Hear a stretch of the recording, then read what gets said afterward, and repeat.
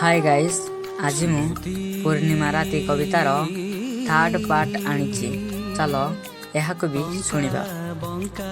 रातिर से 10 घड़ी जाए मु खाली से जह्न को देखिबा पई अनिद्रा रही थाए, किंतु ताकू देखु देखु केतेबेले मो आखिरे निद आसी जाए मु जाने ना।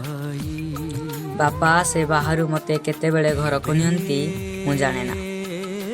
रातिर मो स्वप्न रे पुणी किए आसे जानिच, से झियो जे पूर्णिमा रे आसी अमावास्या रे चली जाए। पूर्णिमा ठारू अमावास्या पर्यंत ताको खाली देखी हुए, तापरे नुहे।